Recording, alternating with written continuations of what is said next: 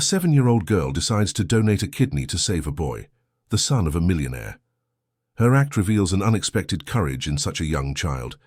The gesture of altruism becomes a fight for justice and love. Chapter 1: The Little Light in the Heart of Manchester. Where the River Irwell embraces the city with its cool waters, lived Sophia, a 7-year-old girl with eyes the color of the sea and a strength that defied her fragile appearance. She was small for her age, with curly hair that framed an ever-attentive, observant face.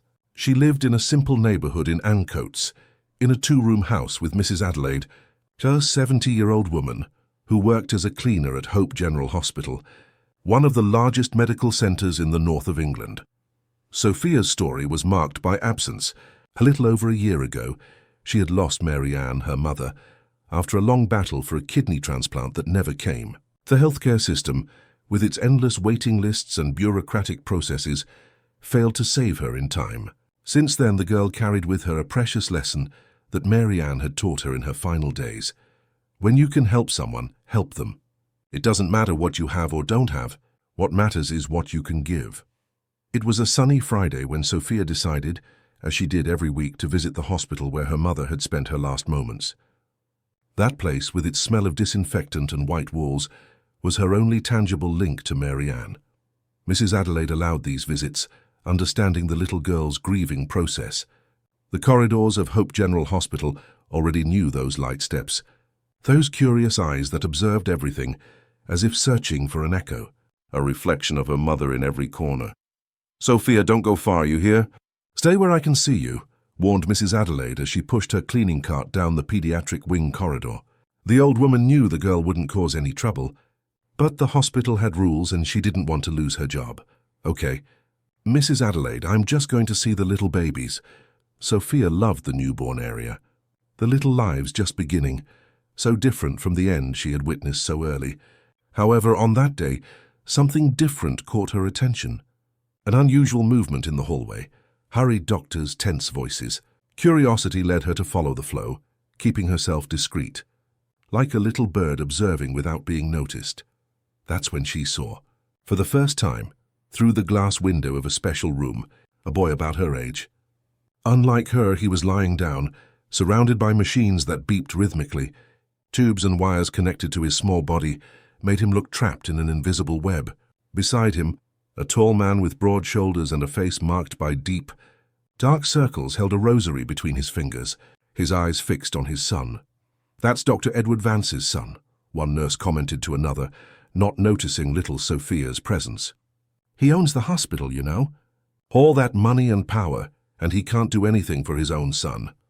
Little Lucas needs an urgent transplant, doesn't he? I heard they've been looking for a compatible donor for months." "Yes, it's a kidney. The boy was born with a rare condition. If they don't find one soon." The voices moved away, but the words echoed in Sophia's mind. Kidney transplant. The same words that had sealed her mother's fate now hovered over another being, another heart. Something stirred inside her, a seed planted by Mary Ann beginning to sprout. That night in the small house in Ancoats, Sophia watched Mrs. Adelaide prepare a vegetable soup on the 2-burner stove. The old television was showing a variety show, but the girl's mind was far away. "Mrs. Adelaide, how do you donate a kidney to someone?" The spoon the old woman was holding nearly fell to the floor. She turned slowly, her wide eyes staring at the girl who remained seated on the plastic chair, swinging her legs that didn't reach the floor. "What kind of question is that, child? Where did you get such an idea?" "It's because there's a boy at the hospital, the son of the doctor who owns the place. He needs a kidney just like my mum needed one." The silence hung like lead in the small room. Mrs. Adelaide turned off the stove and sat down in front of Sophia, taking her small hands in her own, which were rough from so much work. "My dear, donating a kidney is for grown-ups. Only adults can do that, you understand. And even then you have to be compatible, do a lot of tests." Sophia listened intently, her big eyes fixed on the old woman's. "But what if I'm compatible? You said every person is unique, that God doesn't make two the same. What if I'm the person who can help that boy?" Mrs. Adelaide sighed deeply. How could she explain to a 7-year-old that the world didn't work that way, that there were laws, procedures that a child would never be considered for organ donation? But before she could formulate an answer, Sophia continued, My mum taught me that we should help when we can. I have 2 kidneys, I only need 1. The other one can save the boy." The simplicity of that childish logic left the old woman speechless. The purity of the reasoning, stripped of all adult complications, struck her like lightning. That night, Mrs. Adelaide prayed more than usual, asking for guidance, asking for a miracle that didn't involve this child already so marked by suffering. The next morning, a Saturday, Sophia woke up early. While Mrs. Adelaide was still asleep, she dressed silently, took the money she kept in a little jar, savings from small change she earned helping neighbors, and left. She knew the way to the hospital well, both by bus and on foot. She chose public transport, sitting quietly, a small determined figure amidst the sleepy early morning passengers. At Hope General Hospital, the reception was less busy than usual. Sophia approached the counter, standing on her tiptoes to be seen. "Good morning, miss. I need to speak with the doctor who is taking care of Dr. Edward's son." The receptionist, Deborah, looked confused at the unaccompanied girl. She recognized her as the daughter of one of the cleaners. "Sophia, isn't it? Where's Mrs. Adelaide? You can't be wandering around the hospital alone. Please, it's important. I want to help the boy, Lucas. I can give him a kidney." The words, spoken with such conviction, made Deborah's eyes widen. She was about to call security when a deep voice interrupted. "What is this child saying about my son?" Edward Vance had just arrived. Tall, imposing even in his evident exhaustion, he wore expensive but wrinkled clothes, as if he had slept in them. His eyes, red from sleepless nights, fixed on Sophia. "I want to help your son, mister.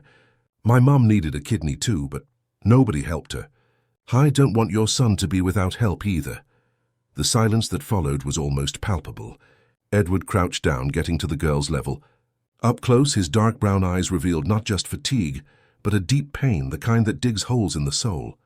"What's your name, little one?" "Sophia, sir." "Sophia Rivers. Sophia, it's very kind of you to want to help, but you're just a child, you see. You can't donate an organ." "Why not? I have 2, I only need 1. And what if I'm compatible?" "I know you have to be compatible. My mum waited a long time for someone compatible." The simplicity and logic of her argument left Edward without an immediate response. There was something about that girl, a maturity beyond her years, a determination that reminded him of Lucas on his good days before the illness worsened. "Where is your mother, Sophia?" "She's gone. She needed a new kidney, but nobody gave her one in time." The words hit Edward like a physical blow. The coincidence was too brutal. His son, fighting the same battle, now had before him a child who had lost her mother for the same reason. Fate had a cruel sense of humor. At that moment, Dr. Charles Evans, the nephrologist in charge of Lucas's case, entered the reception area. A longtime friend of Edward's, he was one of the few who treated him as an equal, not as the hospital owner. "Edward, I was looking for you. We have new results and—" "Who is this little girl?" "This is Sophia. She's offering to donate a kidney to Lucas." The doctor blinked several times, processing the information. "Sophia, did you come to the hospital alone today?" "Yes, doctor. Mrs. Adelaide is still sleeping. She works a lot, you know, cleans everything around here. I didn't want to wake her." Charles and Edward exchanged glances. The situation was surreal, but there was something in the child's determination that prevented them from simply sending her away. "Sophia, what you're proposing is very serious. There are laws, procedures. Children cannot be organ donors," Dr. Charles explained gently. "But what if I'm compatible? What if only I can save him? Are the laws more important than his life?" The question, in its childlike simplicity, carried a philosophical weight that left the 2 men momentarily speechless. It was Edward who broke the silence. "Let's do this, Sophia. I'll call Mrs. Adelaide, who must be worried. Then we can talk about this calmly, the 3 of us. What do you think?" Sophia nodded, but her eyes communicated that she would not give up easily. While Edward asked the receptionist to find Mrs. Adelaide's number, the little girl approached the window overlooking the hospital's inner garden. Outside, the sun shone on the flowers in the small flower bed. She closed her eyes for a moment. "Mum, I think I found someone to help, like you taught me," she whispered. "Help me do it." In Sophia's mind, the answer came like a gentle breeze. When you can help someone, help them. And she could. She knew she could. Chapter 2. Colliding Hearts. Mrs. Adelaide arrived at Hope General Hospital in a state bordering on despair. Her grey hair, usually tied in a neat bun, was dishevelled, and her wrinkled hands trembled visibly. Sophia was sitting in a reception chair, swinging her legs, seemingly calm as if her morning escape were a routine event. "Child, you nearly worried me to death. How could you leave like that without telling me? I thought... The old woman's voice failed, unable to express her worst fears. "Sorry, Mrs. Adelaide, I had to come. It's important." Edward Vance watched the scene from a short distance. There was something about that girl, a quiet determination, that intrigued him deeply. Dr. Charles, for his part, contemplated the situation with clinical eyes, assessing not only the child, but the entire unusual context that was unfolding. "Mrs. Adelaide, I'm Edward Vance," he approached, extending his hand. "Sophia came here with a rather unusual proposal." The cleaner, suddenly aware of who was speaking to her, straightened up, smoothing the simple dress she had put on in a hurry. "Dr. Vance, please forgive her. She's just a child. I don't know what got into her. I promise it won't happen again. Actually, I'd like to talk to you about this. Could we go to my office?" Edward's office was a stark contrast to the house where Sophia and Mrs. Adelaide lived. It was spacious, with dark wood furniture and a panoramic view of Manchester, exuding power and privilege. However, the toys scattered in a corner and the photos of Lucas everywhere humanized the space. It was the office of a powerful man, but above all, of a father. While Dr. Charles explained the situation, Sophia's unlikely offer to donate one of her kidneys to Lucas, Mrs. Adelaide alternated between expressions of shock and disbelief. Sophia, for her part, remained firm, as if it were the most natural thing in the world. "This is madness," Mrs. Adelaide finally said. "She's just a child. We don't even know if she'd be compatible, and even if she were..." "Actually," Dr. Charles interrupted, hesitating, "there are exceptional cases where minors can be donors. They're extremely rare, requiring judicial approval, consent from guardians, extensive psychological evaluation, and a guarantee that there will be no harm to the donor." Edward, who had been watching the garden through the window, turned abruptly. "You're considering this, Charles? Seriously? Edward, your son has been on the list for almost a year. The dialysis is becoming less and less effective. You know his chances are dwindling." The silence that followed was heavy, laden with unspoken implications. Sophia looked from one adult to another, sensing that something important was happening, even without understanding all the nuances. "I want to help," she said, her voice small but firm. "My mum taught me that we should help when we can." Mrs. Adelaide put her arm around the girl's shoulders, pulling her close. "Your mother would be proud of your heart, Sophia, but she would also want you to be safe." Edward approached, crouching down to be at Sophia's eye level. "Do you know what you're proposing, little one?" "It's a serious surgery. There would be pain, recovery, scars. Do you think I'm afraid of scars?" The question, asked with a wisdom beyond her years, hit Edward like a punch. This child, at only 7, already carried invisible scars far deeper than any surgical mark. "Let's do this," Dr. Charles proposed. "First, we check for compatibility. Without that, this whole discussion is theoretical. If, by some miracle, Sophia is compatible, then we can begin the legal process, the psychological evaluations, everything necessary to ensure all parties are protected." Edward nodded slowly. Mrs. Adelaide, after a long moment of reflection, also agreed. Sophia smiled, for the first time since she had arrived at the hospital that morning. It was a smile that lit up her eyes, a glimpse of the child behind the determination. The days that followed were a whirlwind of tests. Sophia faced needles, machines, and questionnaires with a courage that impressed even the most experienced doctors. At every test, Mrs. Adelaide was by her side, holding her hand, whispering words of comfort. Edward, meanwhile, divided his time between Lucas's bedside, whose condition was slowly deteriorating, and the procedures involving Sophia. Little by little, he began to get to know this extraordinary girl better, discovering in her a wisdom that defied her age, a resilience forged in adversity. On a particularly warm afternoon, while Sophia waited for another test, Edward sat beside her in the waiting room. "Why are you doing this, Sophia?" "Really?" The girl thought for a moment, her legs swinging in the chair that was too big for her. Because I know what it's like to wait for help that doesn't come. And nobody helped my mum, but I can help your son. The simplicity of the answer struck Edward like a revelation. There was no calculation, no hope of reward, only the pure empathy of a child who had transformed her own pain into compassion. "Did you know my mum?" Sophia asked suddenly. She was in this hospital too. Mary Ann Rivers. Edward felt a shiver run down his spine.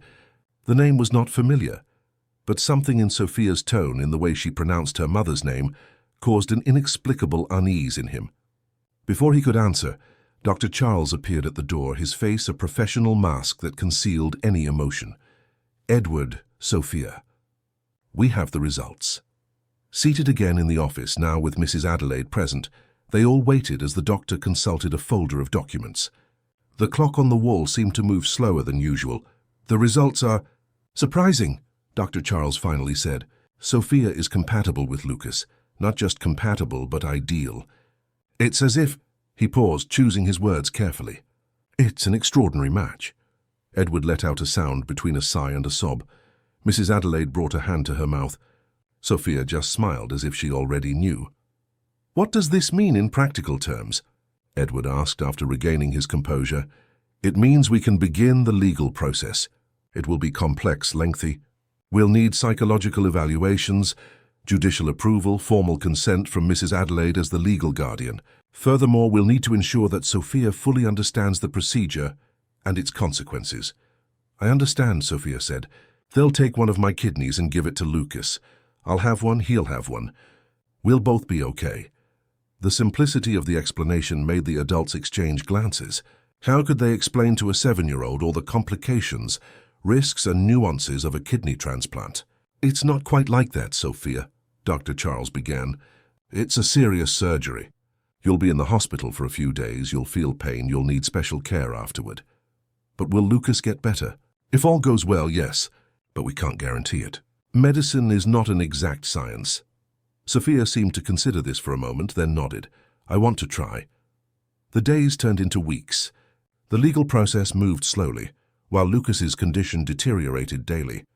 Edward used all his influence to speed up the procedures, but even so, there were limits to what his power and money could do in the face of bureaucracy.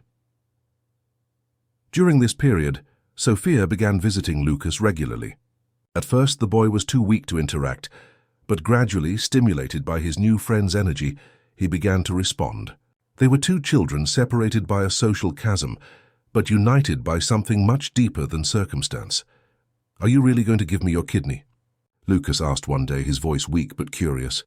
"I am." "I have two, I only need one." "You need it more than I do." Lucas considered this seriously, his large eyes set in a pale face. "No one's ever given me anything so important. I usually just get toys." Sophia laughed. "It's not a normal present, is it? But my mum used to say the best presents are the ones you can't wrap." This growing friendship, closely observed by the doctors and Edward, became a positive factor in the psychological evaluations. Sophia demonstrated a remarkable understanding of the process, a resilience that impressed the specialists, and above all, an unwavering conviction in her decision. On one particularly significant afternoon, while reviewing the final forms for judicial authorization, Edward found something that made his blood run cold. Among the documents in Sophia's medical history was a report about her mother, Mary Ann Rivers. Edward read and reread the document, his face losing color with each line. Mary Ann Rivers had been on the transplant list at Hope General Hospital 3 years prior. Her case had gone through the evaluation committee, the same committee that Edward chaired as part of his administrative duties. 3 times her name had appeared, 3 times it had been denied, not for medical incompatibility, but for bureaucratic considerations.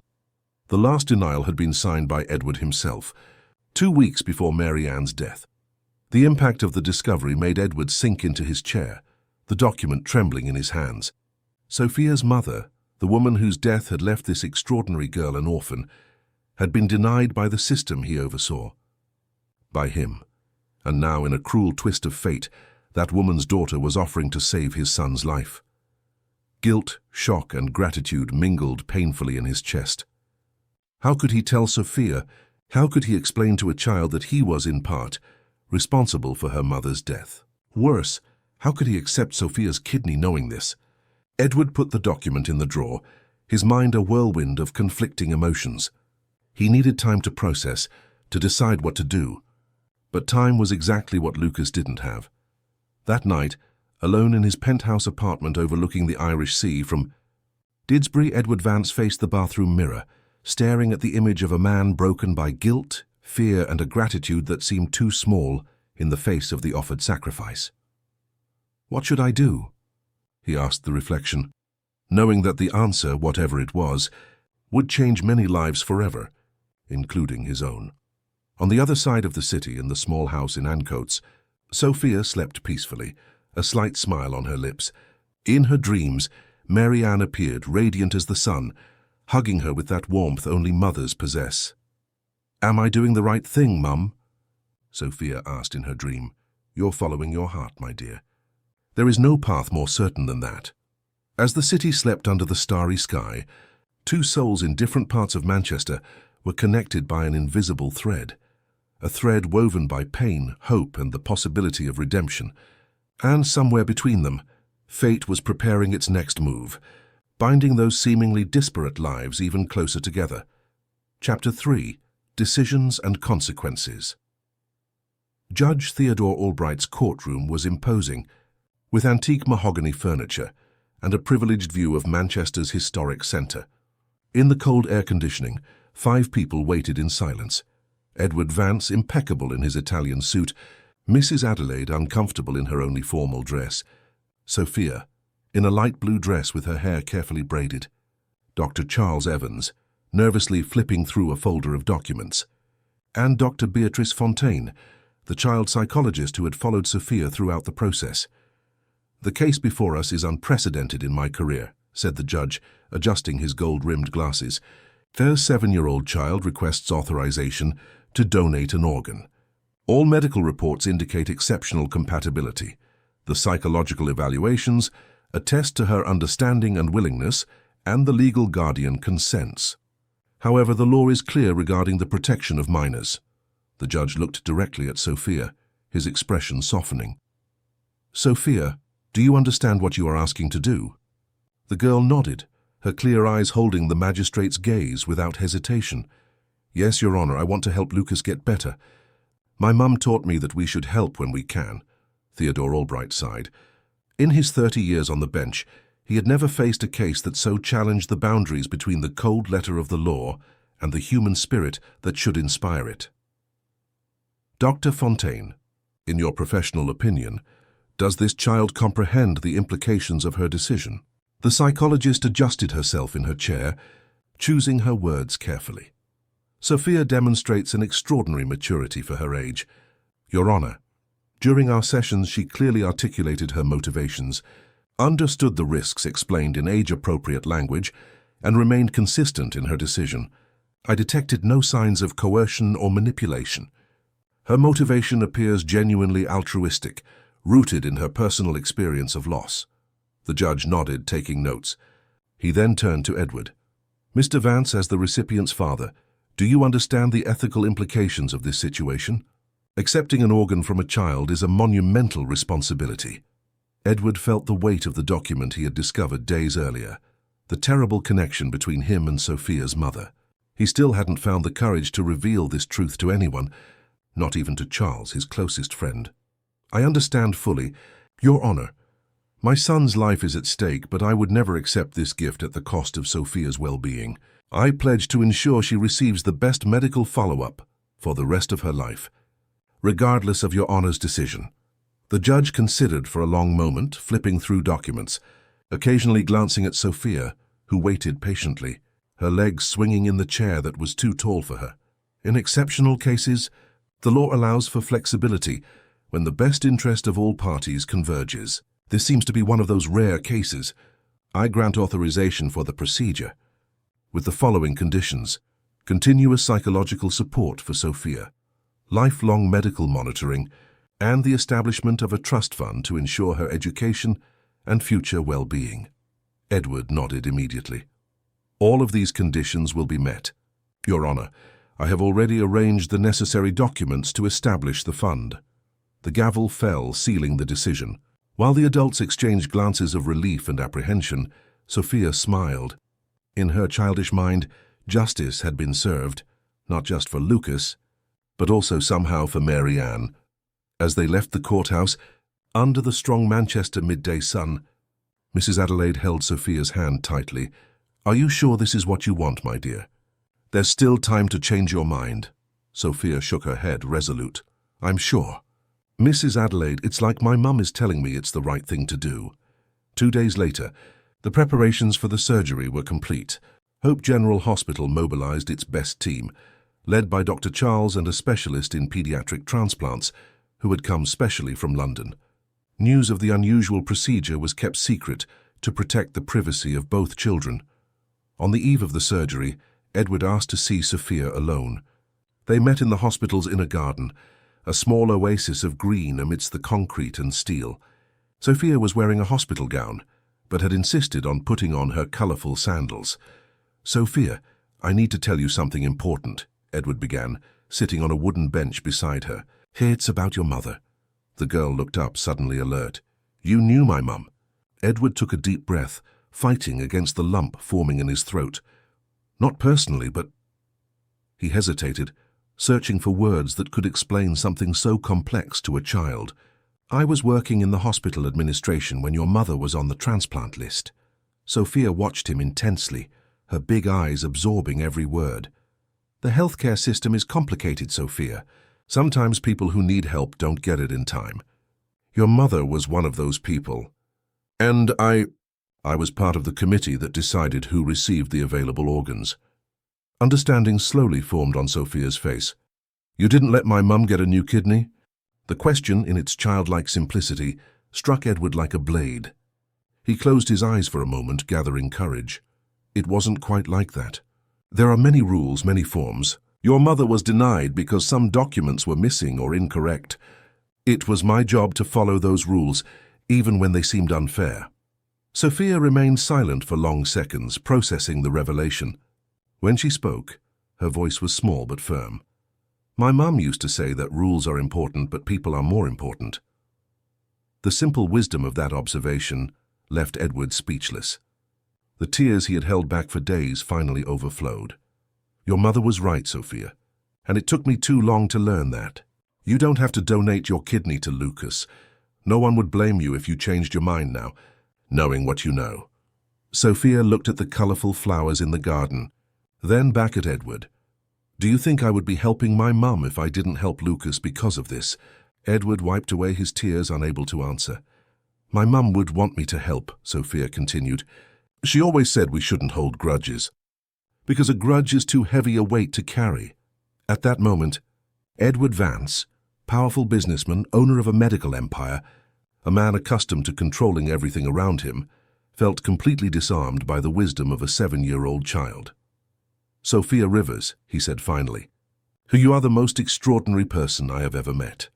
The morning of the surgery arrived with a clear blue sky over Manchester. Sophia was prepared in a private room, with Mrs. Adelaide by her side at every moment. Edward divided his time between Lucas's preparations and frequent visits to Sophia's room, as if he constantly needed to reassure himself that she was still there, willing to make that unimaginable sacrifice. "I'm a little scared," Sophia confessed to Mrs. Adelaide, as a nurse checked her vital signs. The old woman squeezed her hand. "It's normal to be scared, my flower, but you're the bravest girl I know, and I'll be here when you wake up." When it was time to take her to the operating room, Mrs. Adelaide kissed her forehead. "Your mother would be so proud," she whispered. The surgery lasted 6 hours. In the hallway, Edward and Mrs. Adelaide waited, strangers united by circumstance, rarely speaking, both lost in prayers and thoughts. From time to time, Dr. Charles sent updates. Everything was going according to plan. When he finally appeared in the waiting room, the doctor looked exhausted but was smiling. The surgery was a success. Sophia is in recovery, stable. The kidney is already functioning in Lucas's body. The next 48 hours will be critical, but we are optimistic. The following days passed in a haze of constant monitoring, medication, and cautious hope. Sophia, despite the post-operative pain, recovered with the resilience characteristic of children. Lucas, for the first time in months, showed signs of consistent improvement. A week after the surgery, under strict sterile conditions, Edward took Lucas in a wheelchair to visit Sophia in her room. It was the children's first meeting since the operation, a moment of silent emotion for everyone present. "You saved my life," Lucas said, his voice still weak. "Now we have a secret just between us," Sophia replied with a smile. "You have a little piece of me forever." That moment sealed a connection that transcended the surgery, the shared organ, the circumstances that brought them together. It was the beginning of a friendship that would defy social conventions, prejudices, and the very fate that seemed determined to intertwine their lives in increasingly complex ways. In the weeks that followed, as both children recovered, Edward began to fulfill his promises. A trust fund was established in Sophia's name, ensuring her education and future well-being. Mrs. Adelaide received a promotion at the hospital, taking on an administrative position that eased the physical burden of her previous job. More significantly, Edward offered them an apartment in a safe neighborhood, close to the hospital, to facilitate Sophia's medical follow-up. At first, Mrs. Adelaide hesitated, too proud to accept what she considered charity, but eventually agreed, recognizing that this was an opportunity she could never provide for the girl on her own. A new life began to take shape. Sophia enrolled in a private school, where she quickly stood out for her intelligence and maturity. Lucas, still recovering, received home tutoring, but eagerly awaited the day he could attend the same school as his savior and now friend. It was during this apparently peaceful period that the first shadow appeared on the horizon. Julia Alcott, an administrative assistant at Hope General Hospital, and Edward's ex-girlfriend observed the development of this situation with growing bitterness. The way Edward devoted himself to Sophia, the established fund, the new apartment, it all fueled a resentment that had been cultivated since Edward had ended their relationship 3 years earlier. On a rainy August afternoon, while organizing files in the Human Resources Department, Julia found something that sparked a dangerous idea in her mind. An old form with forged signatures related to Mary Ann Rivers' case, a document that, if exposed in the right way, could destroy not only Edward's reputation, but also the fragile happiness that was beginning to be built around Sophia. Julia slipped the document into her purse, a cold smile forming on her lips. Patience was a virtue she had cultivated. The right moment to use that information would come, and when it did, Edward Vance would discover that some past debts carry very high interest. Meanwhile, oblivious to the machinations behind the scenes of her new life, Sophia recovered, flourishing under the care of Mrs. Adelaide and the frequent visits from Lucas and Edward. In her quietest moments, as she watched the Manchester sky through the window of her new room, she had mental conversations with Mary Ann. "Mum, I think I did the right thing," she would think. "It feels like I have a bigger family now. You would like them."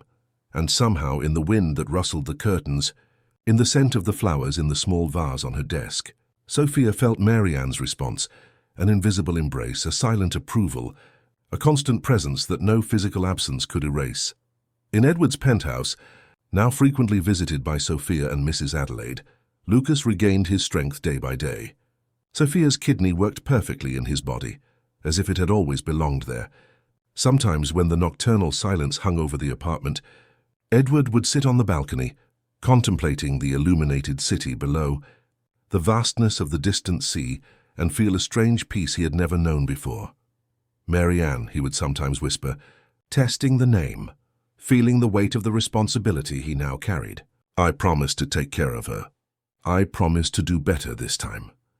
Fate, however, rarely allows promises to be kept without challenges, and in the corridors of Hope General Hospital, in the shadows of the bureaucracy that had once sealed Mary Ann Rivers' fate, new threats began to form, threats that would test not only Edward's resolve but also Sophia's extraordinary strength and the newly formed bonds that united those very different. Livesome Chapter 4, The Gathering Storm. The Manchester Chronicle blared the headline in bold letters. "Billionaire forces poor girl to donate kidney to his son." The photos showed Sophia entering Hope General Hospital, Lucas in his wheelchair, and Edward Vance with a severe expression, decontextualized images, captured at different times, assembled to tell a story that was far from the truth. Edward let the newspaper fall onto his office desk, his face pale. His phone hadn't stopped ringing since 6 in the morning. "Who did this, Charles?" He asked his doctor friend, who observed the scene with a grim expression. Who would have access to this information, to these photos? A lot of people at the hospital knew about the transplant, Edward. It was impossible to keep something like this completely secret. In the apartment where Sophia lived with Mrs. Adelaide, the phone also rang incessantly. Reporters, curious onlookers, even a TV producer wanting an exclusive to tell the real story. Mrs. Adelaide, frightened, unplugged the device. "I don't understand," Sophia said, watching the news vans parked on the street from the window. "Why are people saying these bad things?" "I wanted to help Lucas. Nobody forced me." Mrs. Adelaide hugged the girl, her heart aching from the turmoil forming around this child who had already faced so much. "Some people don't understand kindness, my flower. Some people can only see malice, even where it doesn't exist." At the Greater Manchester Police Headquarters, Detective Victoria Sutton analysed the documents she had received anonymously. Hospital forms, transplant denial records, photos of Sophia before and after the surgery, a timeline meticulously constructed to suggest coercion, manipulation, even organ trafficking. "I want a full investigation," she ordered her subordinates. "Interviews with everyone involved, analysis of all documents. If this girl was indeed coerced, I want Edward Vance behind bars for the rest of the decade." The official investigation added to the media frenzy. Within days, the case became the most talked-about topic in the country. Experts debated on TV shows, editorials questioned the ethics of the procedure, social media boiled with inflamed opinions from people who knew nothing about the true facts. In a preliminary and precautionary decision, the family court ordered Sophia's removal from the home where she lived with Mrs. Adelaide, placing her temporarily in state custody. The justification was to protect her from possible influence while the investigation proceeded. On the day the social services agents came to get her, Sophia clung to Mrs. Adelaide, tears streaming down her face. "I don't want to go. Please don't let them take me." Mrs. Adelaide, also crying, tried to calm her, knowing that resisting would only make things worse. "It's just for a little while, my flower. Soon they'll see that nobody did anything wrong, and you'll come home. You need to be strong now like you always have been."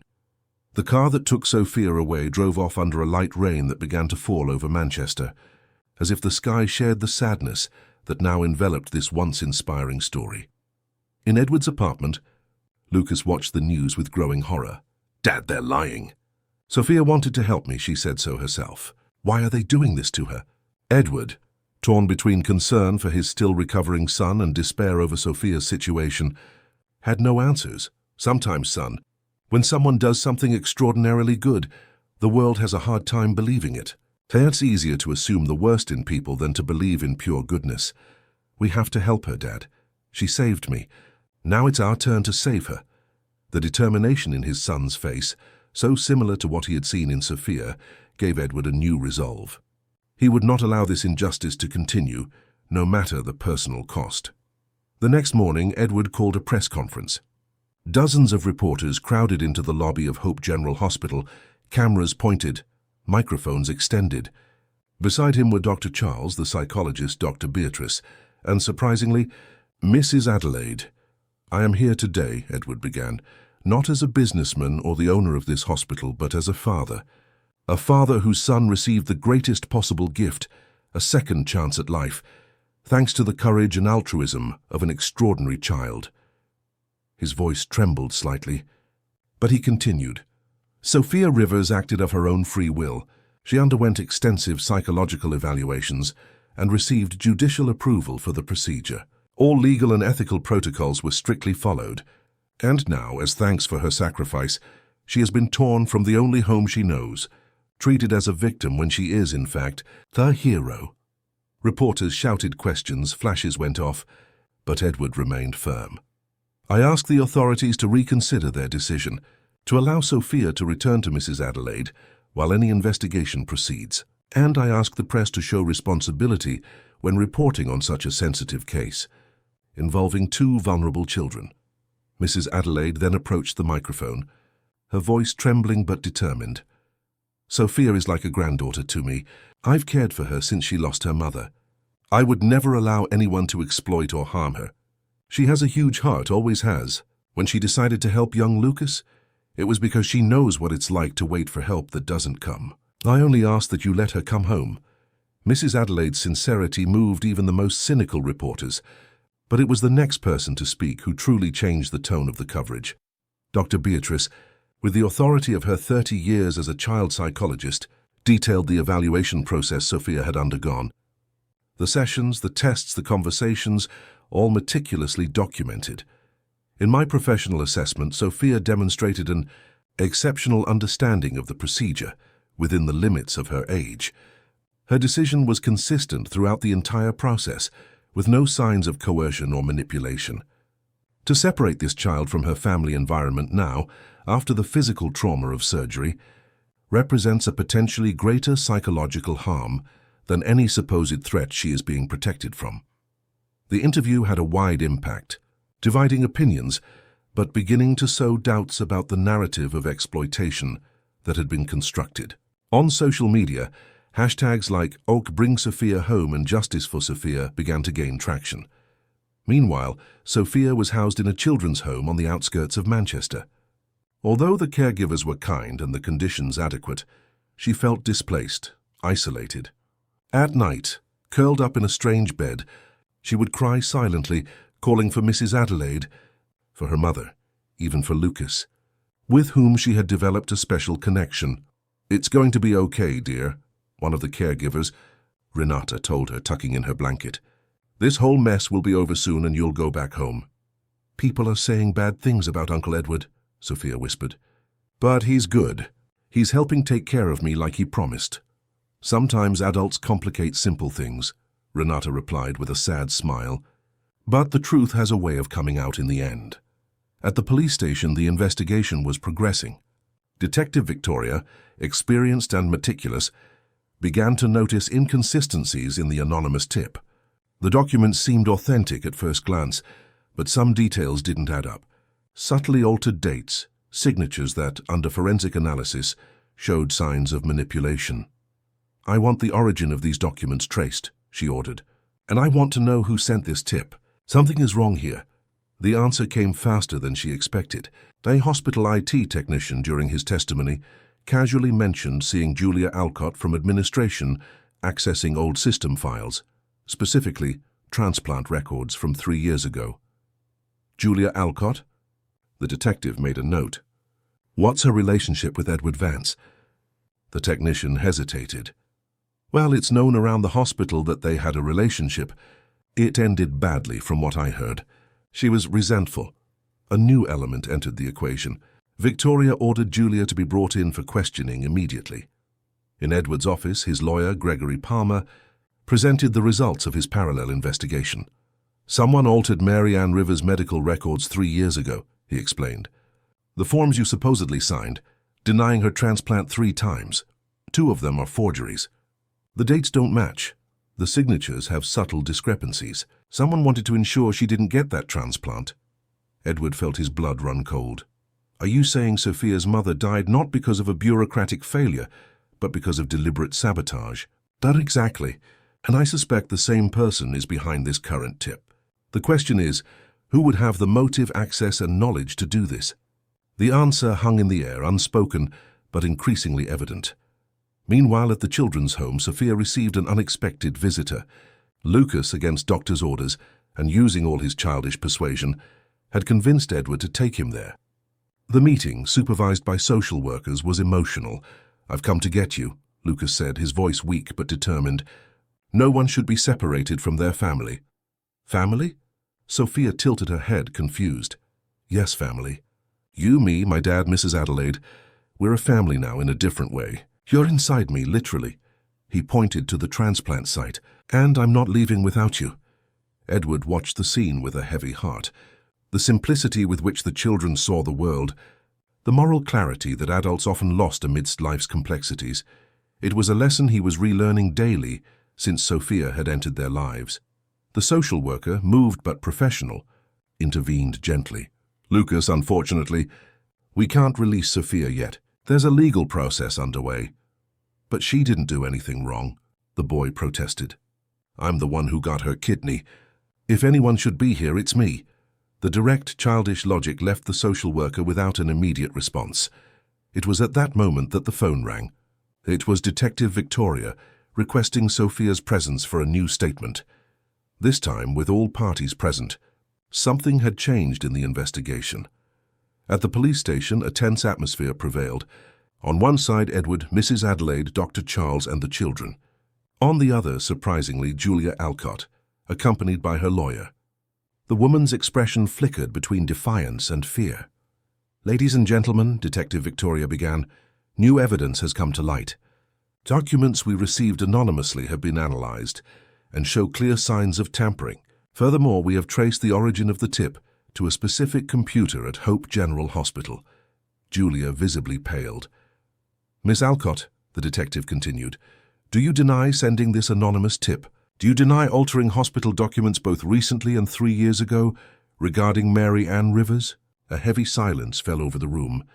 Sophia, who had been watching everything with childlike curiosity, widened her eyes upon hearing her mother's name.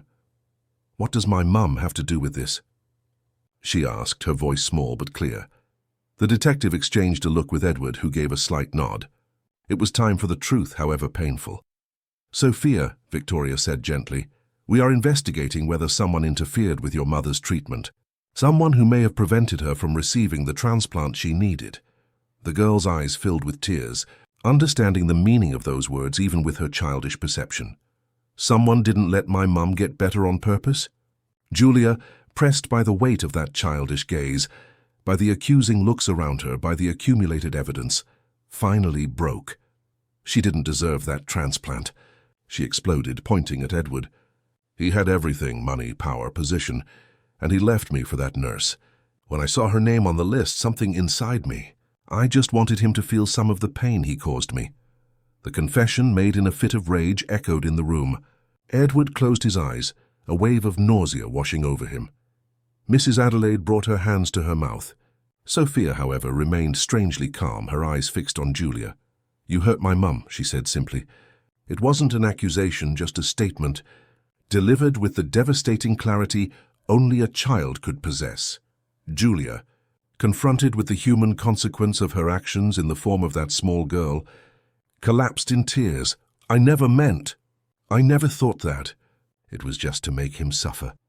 I never imagined that years later her daughter—" The implications of the case expanded like ripples. It was no longer just a matter of a controversial organ donation, but a case of medical document forgery, deliberate interference in transplant procedures, possibly culminating in fatal consequences. "Ms. Alcott, you are under arrest for questioning," the detective announced. "The charges are serious: forgery of documents, false reporting, and possibly others to be determined in the course of the investigation." As Julia was led away, Sophia timidly approached Edward. "So it wasn't you who didn't let my mum get a new kidney?" Edward crouched down, meeting the girl's eyes.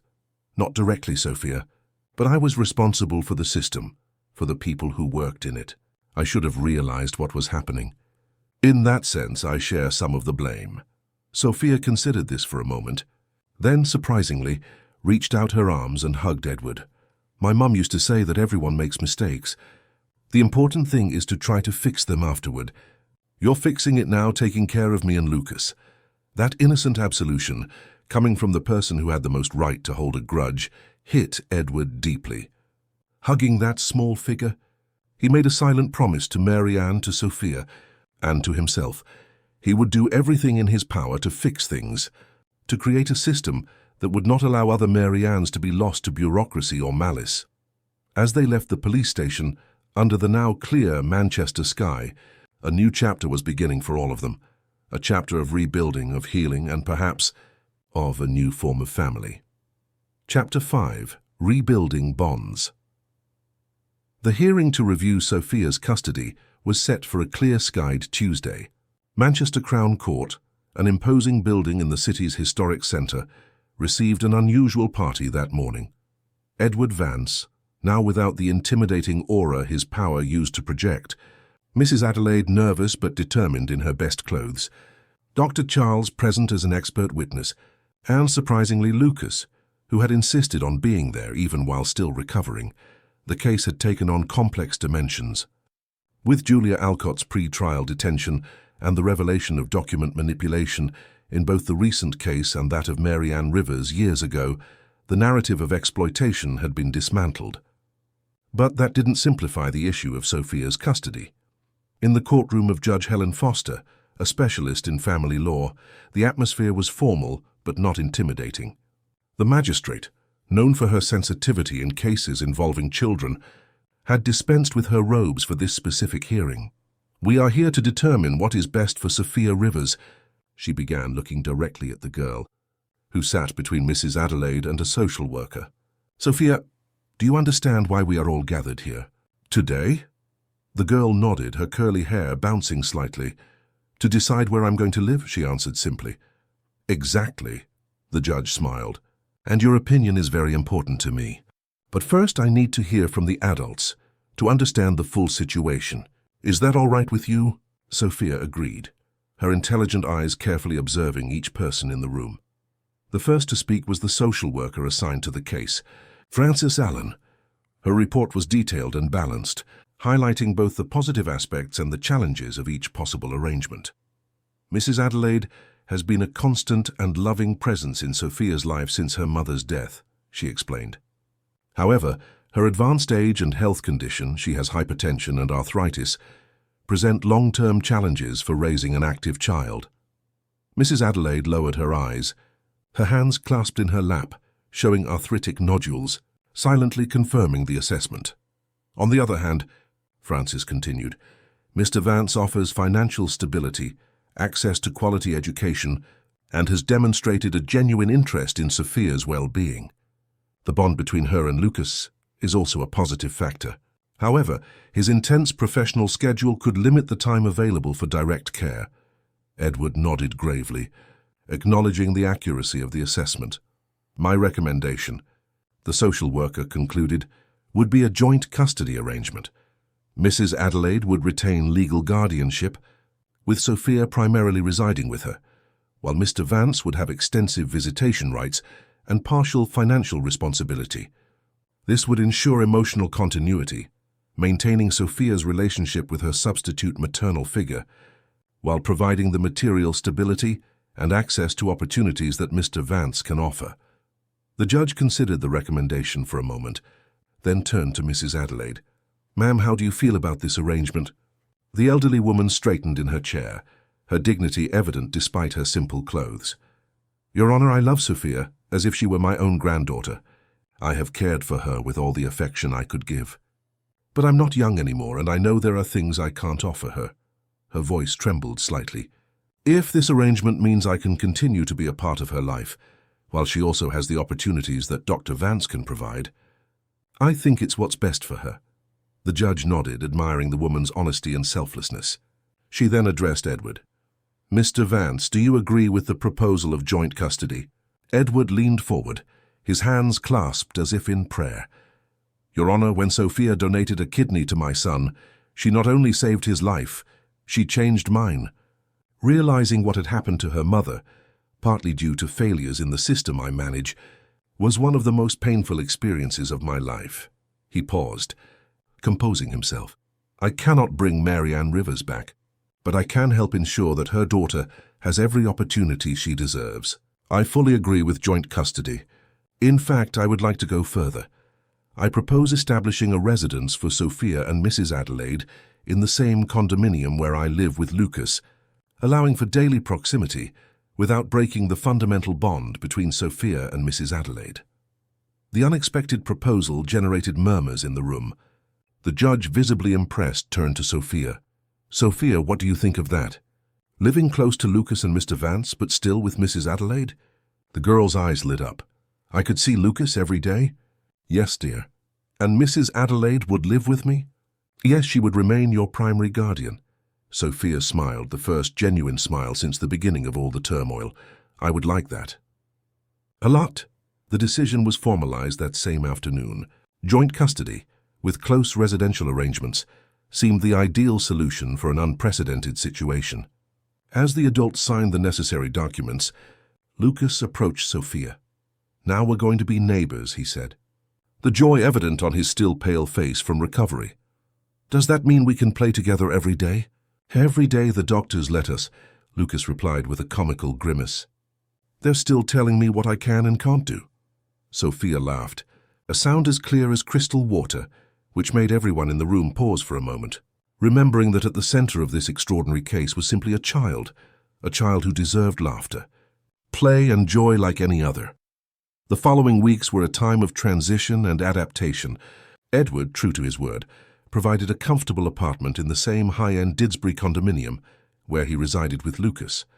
For Mrs. Adelaide, accustomed to the simplicity of Ancoats, the change was initially disconcerting. The mirrored elevators, the 24-hour security, the rooftop pool, it all seemed a world apart from what she had known her entire life.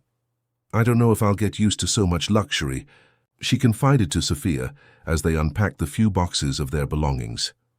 "We'll get used to it together," the girl replied, hugging her. "And if you don't like it, we can go back to our little house." But the adjustment was smoother than Mrs. Adelaide had anticipated. The neighbors, initially curious about the unusual new resident, were soon charmed by her simple dignity and practical wisdom. Sophia, for her part, flourished in the new environment. The proximity to Lucas meant afternoons of games and conversations, a friendship that deepened beyond the physical bond created by the transplant. Edward, meticulously fulfilling every commitment made in court, proved to be present not just materially but emotionally. Weekly dinners brought the four of them, Edward, Lucas, Sophia, and Mrs. Adelaide, together around the same table, slowly creating routines and shared memories that began to resemble a family structure. It was during one of these dinners, about a month after the move, that Edward made an important announcement. "I'm establishing a foundation," he said, as Mrs. Adelaide served dessert, a milk pudding that had become Lucas's favorite, the Mary Ann Rivers Foundation for Transplant Access. Sophia, who was bringing a spoonful of pudding to her mouth, froze, her eyes fixing on Edward. "Like my mum?"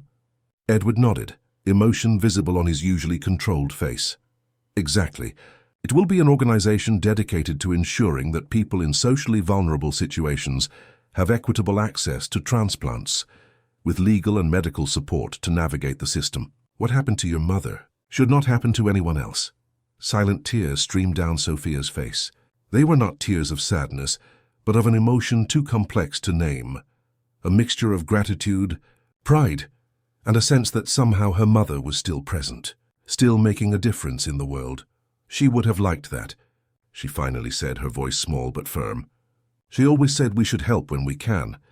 Edward reached out, gently touching the girl's face. "Your kidney saved Lucas. Your courage inspired me. Your mother's memory will help many other people.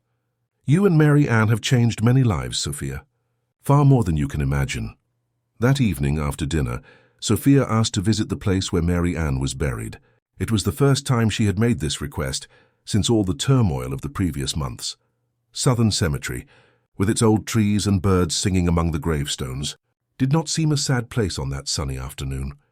Edward, Mrs. Adelaide, and Lucas accompanied Sophia, keeping a respectful distance as she knelt before the simple but well-tended grave. "Hi, Mum," Sophia whispered, placing a small bouquet of daisies, Mary Ann's favorites on the earth.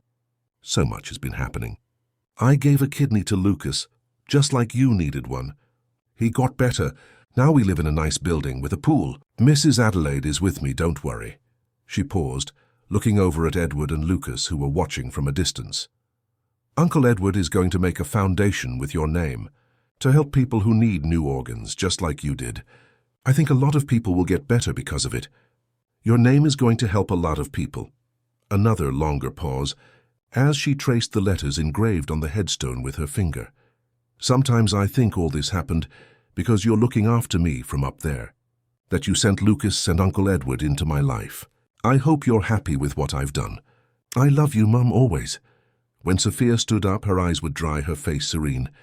There was a peace in her that transcended her age, an acceptance that many adults never achieve. Walking back to the car, She took Lucas's hand in one and Mrs. Adelaide's in the other. Edward followed just behind, observing this small figure who, with a single act of courage, had transformed so many lives, including his own. On the Manchester horizon, the sun began to set, painting the sky orange and pink as the first stars shyly appeared.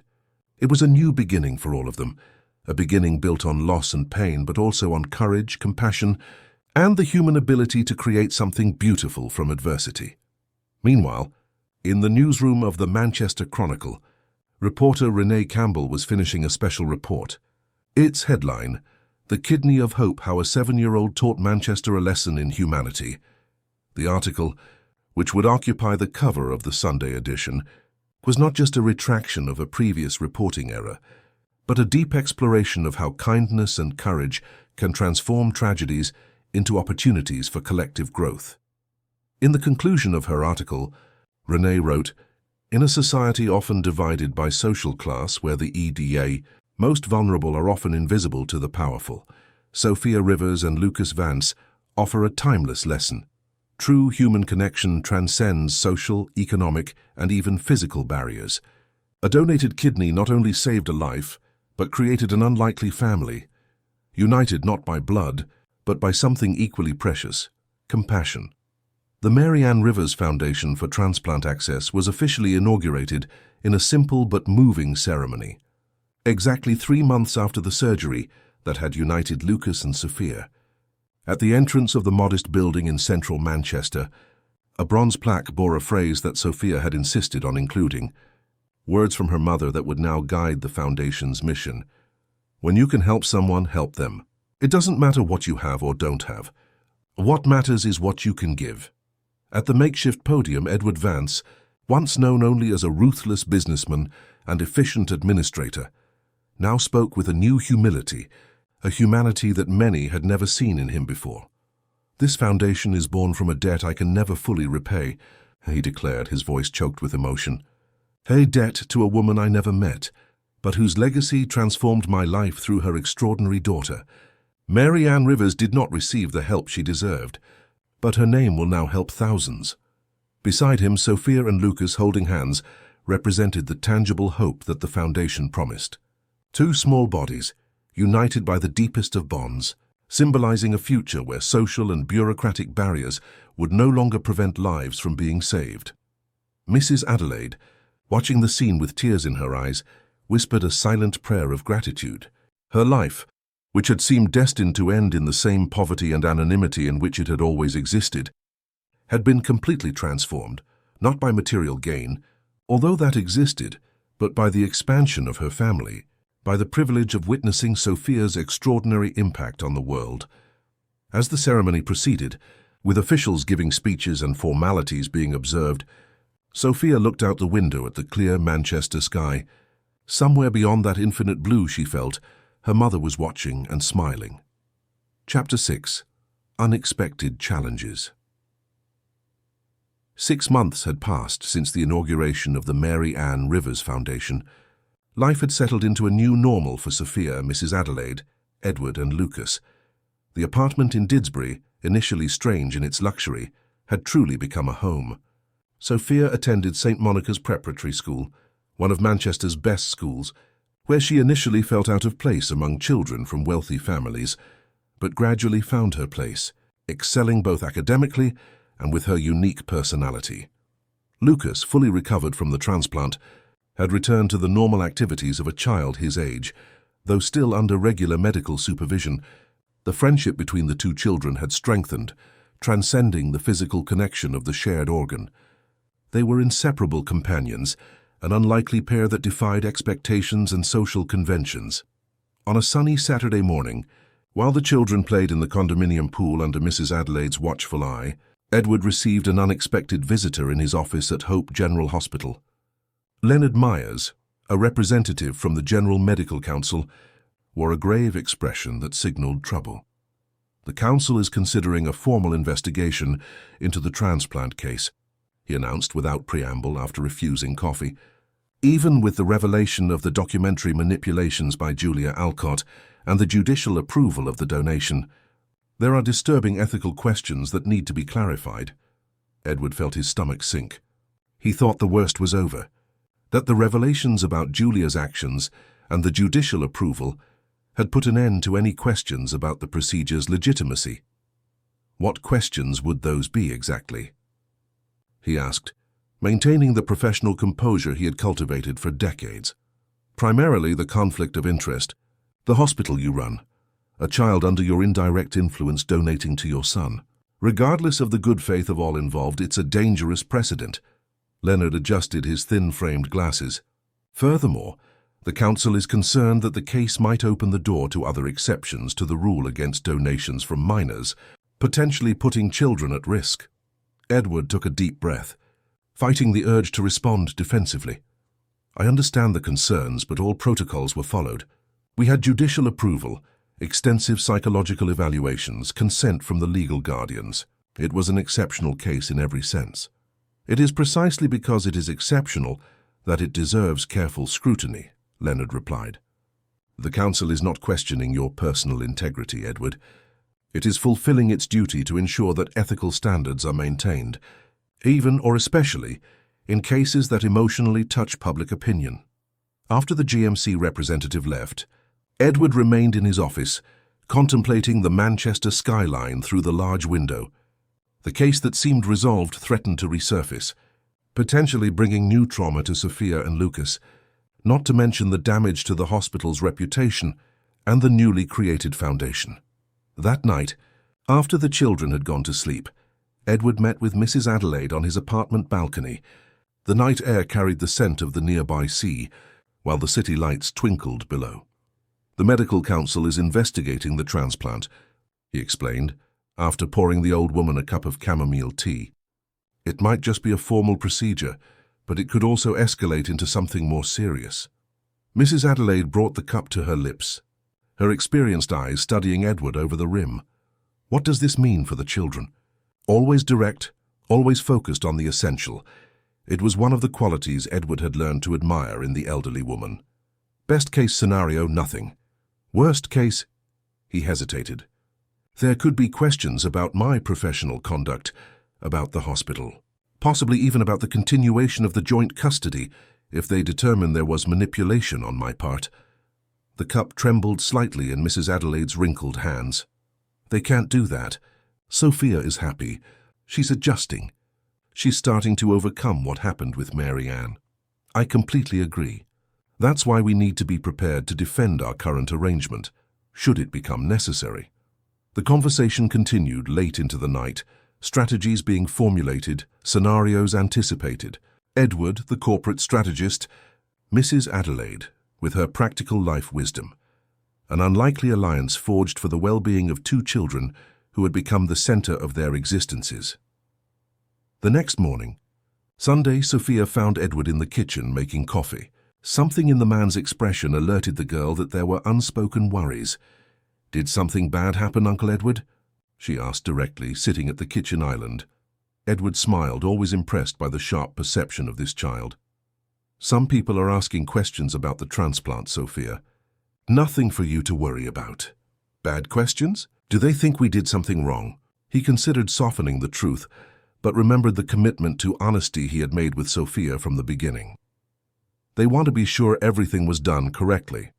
It's their job to make sure the rules are followed, even in special situations like yours and Lucas's.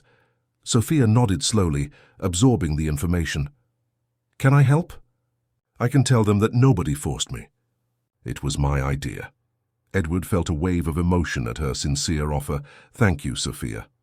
If it becomes necessary, perhaps you can speak with them. But I hope we don't get to that point." In the following weeks, the General Medical Council's investigation became more formal. Edward was summoned for depositions, documents were analyzed, medical ethics experts consulted. Dr. Charles, as the doctor responsible for the procedure, was also under scrutiny, although his impeccable record and the meticulous documentation of the case worked in his favor. The tension grew, affecting everyone in the small, unlikely family that had formed. Lucas, sensitive to his father's mood swings, began to have minor problems at school. Inattention, irritability.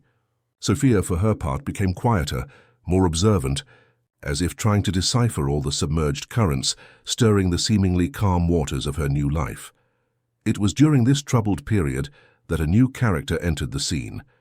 Helen Vance, Edward's ex-wife and Lucas's mother, unexpectedly returned from her life in Portugal, where she had settled after their divorce 3 years earlier. The news of the transplant and the entire subsequent media saga had reached her with considerable delay, prompting a late but forceful response. The first meeting between Helen and Edward in years took place in his hospital office, neutral territory, yet still laden with history and complex emotions. "Why wasn't I informed?" was her first question before she even sat down. Tall, elegant in her expensive clothes, Helen Vance retained the cold beauty Edward had known, now only slightly marked by more pronounced expression lines. "Our son underwent a kidney transplant, and I find out from the newspapers months later." Edward indicated a chair, maintaining a studied calm. "I tried to contact you repeatedly, Helen. Your old numbers didn't work. Your emails bounced back. You chose to cut off communication when you moved to Lisbon. In medical emergencies, you should have tried harder. I have family in Greater Manchester, friends. There were ways." The accusation had a core of truth that Edward couldn't completely deny. In the urgency of the situation, with his focus entirely on Lucas and then on the complications with Sophia, he hadn't pursued every possible avenue to locate his ex-wife. "You're right. I should have been more persistent. But Lucas is fine now, completely recovered. You can see him whenever you like." Helen studied him for a moment, her dark eyes so similar to her son's, assessing the sincerity of the offer. "I read about this girl, Sophia, the transplant, the whole story. It seems unusual." "It's an extraordinary story," Edward agreed. "Sophia is an extraordinary child. And now you have some kind of family arrangement? I read something about joint custody." Edward explained the situation, detailing the development of events from Sophia's first offer to the current arrangement, including the foundation created in Mary Ann's memory. Helen listened in silence, her face a mask of control that Edward knew well from their years of marriage, an expression that hid internal calculations, scenario assessments. "I want to see Lucas," she finally said, "and meet this girl." The meeting was set for dinner that evening at Edward's apartment. Lucas, upon learning of his mother's visit, showed a mixture of excitement and anxiety. His relationship with Helen had always been complex, genuine love complicated by his mother's distant nature, exacerbated by the physical separation of the last few years. "Will Mum like Sophia?" he asked Edward as he got ready, carefully choosing his clothes to impress his absent mother. "Of course, she will," Edward replied automatically, though a sense of apprehension settled in his chest. Sophia, for her part, showed her usual serene curiosity. "Is Lucas's mum pretty?" she asked Mrs. Adelaide, who was helping her comb her curly hair. "They say she is, my flower. But real beauty comes from within, as you well know." The dinner began tensely, with superficial conversation and forced smiles. Helen was clearly trying to reconnect with Lucas, bombarding him with questions about school, friends, activities, as if trying to reclaim the lost years all at once. The boy responded with growing enthusiasm, blossoming under the long-absent maternal attention. Sophia watched silently, her perceptive eyes catching the non-verbal dynamics. Occasionally, Lucas would include her in the conversation. "Sophia loves science too. Sophia taught me this game," creating bridges that Helen politely, but visibly hesitated to cross. After dinner, when the children went to Lucas's room to show him their games, the adults remained in the living room, the tension now more explicit. "She seems like a nice girl," Helen conceded, swirling the wine in her glass. "But this whole situation is unusual, an improvised family arrangement built on a tragedy. And now this investigation by the medical council." Edward stiffened. "How do you know about the investigation?" "I still have contacts in the medical community, Edward. What worries me is the impact all this could have on Lucas. He's been through so much. The illness, the transplant, our separation. Maybe he needs stability, normalcy." "And what are you suggesting exactly?" His voice had a thread of tension. Helen placed her glass on the table, her movements deliberately slow. "I've come to stay, Edward. I've rented an apartment in Chorlton. I intend to resume my role in Lucas's life. After 3 years of practically no contact, I made mistakes. I'm trying to correct them. Mrs. Adelaide, who had been silently observing the exchange, intervened with her direct wisdom. What's important is what's best for the children, all the children involved. Helen turned to the elderly woman, as if noticing her presence for the first time.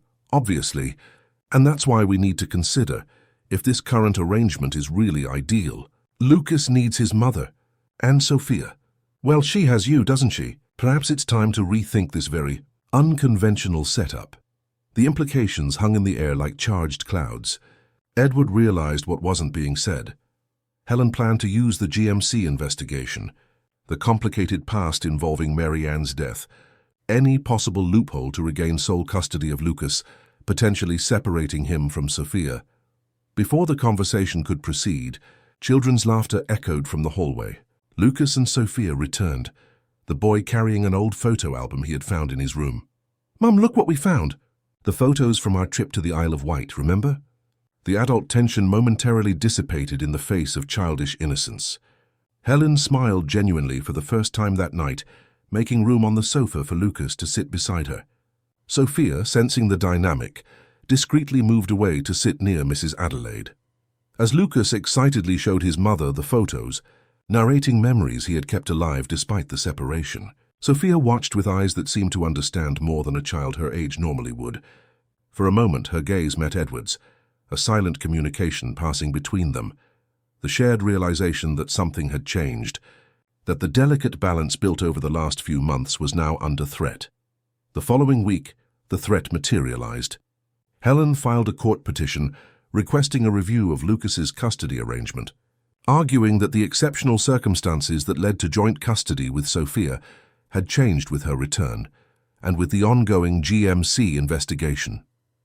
The news hit the small family unit like a hurricane. Lucas, torn between the joy of having his mother back and the fear of losing the new family he had found, became irritable, oscillating between moments of agitation and periods of silent introspection. Sophia, for her part, withdrew, as if anticipating an approaching loss. On a particularly difficult afternoon, Edward found Sophia alone on the apartment balcony, watching the distant sea with eyes clouded by sadness. "May I sit with you?" he asked gently. The girl nodded without looking away from the horizon. "Lucas's mum is going to take him away, isn't she?" she asked directly, with the frankness that had always characterized their interactions. Edward sat beside her, choosing his words carefully. "Helen wants to spend more time with Lucas. That's natural. She's his mother. But it doesn't mean you can't still be friends." "It's not just that."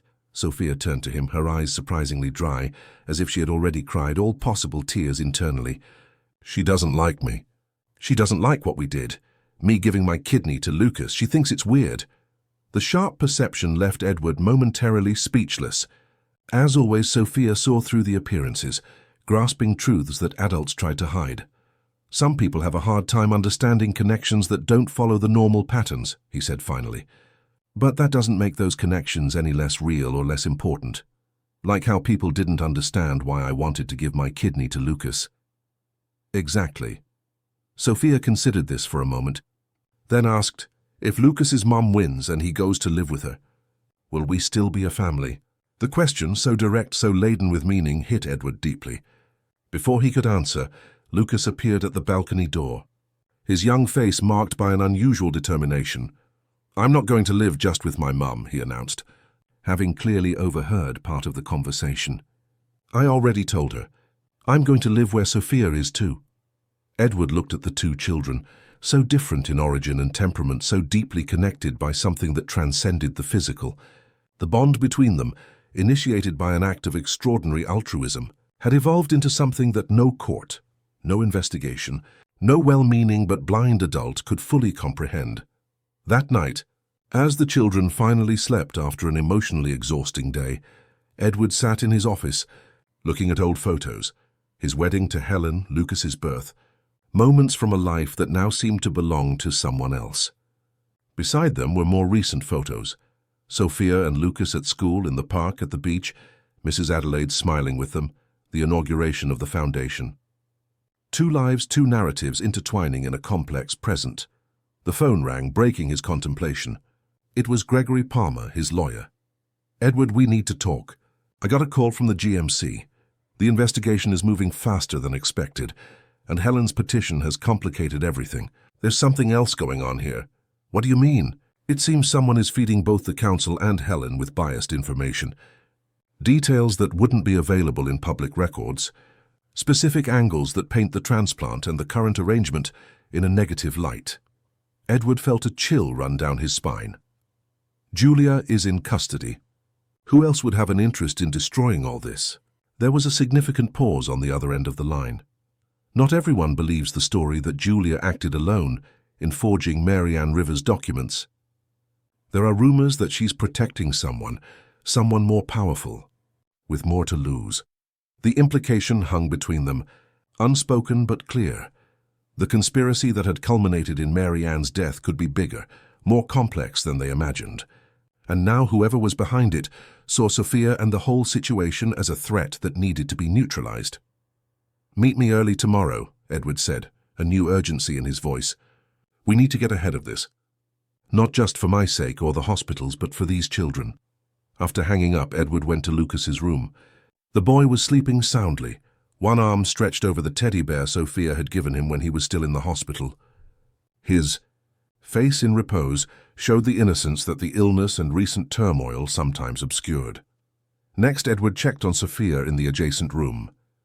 The girl was also asleep, but her expression was different. Even in sleep there was a seriousness, an awareness that seemed to belong to someone much older. As if, even in her dreams, she carried responsibilities and understandings beyond her years. "I promise you," Edward whispered to the sleeping children, his voice barely audible in the quiet of the apartment, "no matter what happens, no matter what or who we have to fight, you will continue to have each other.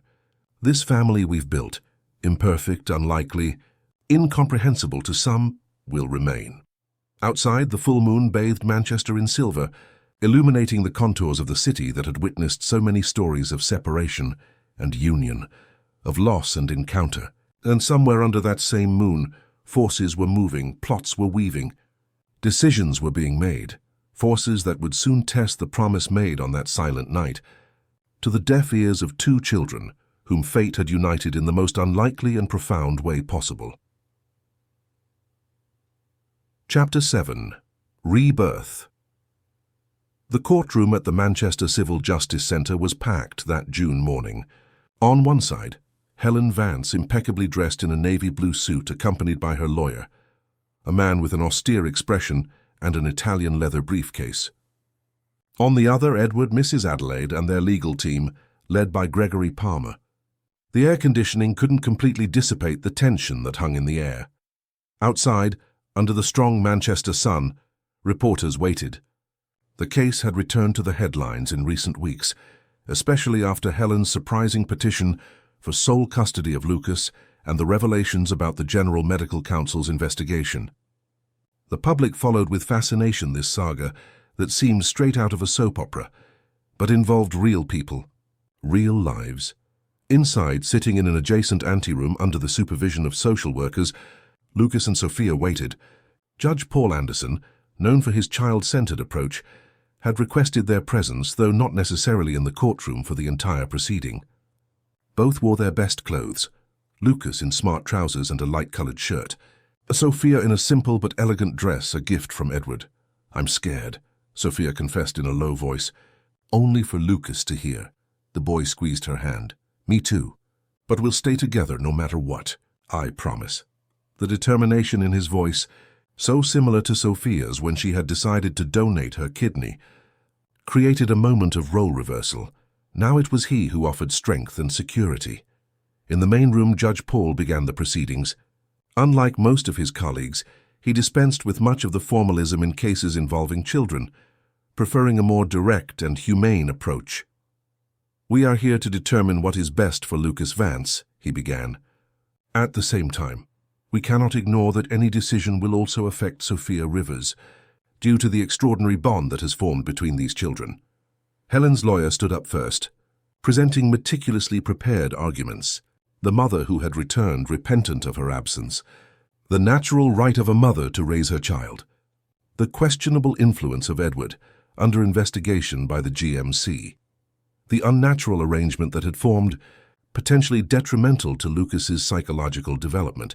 Your Honor, my client understands that she made mistakes by temporarily distancing herself. However, no one can replace the role of a mother in her son's life. Mrs. Vance has returned precisely to assume her maternal responsibility, a bond that science and jurisprudence recognize as irreplaceable. The lawyer continued, his voice carefully modulated between emotion and cold logic. As for the transplant, we do not question the nobility of the gesture. We question the circumstances under which it occurred, the influence exerted on a child of only 7, the apparent exploitation of her emotional vulnerability after the loss of her mother. Medical ethics itself, as the ongoing GMC investigation clearly demonstrates, raises serious doubts about the propriety of the procedure. As the lawyer spoke, Edward watched Helen.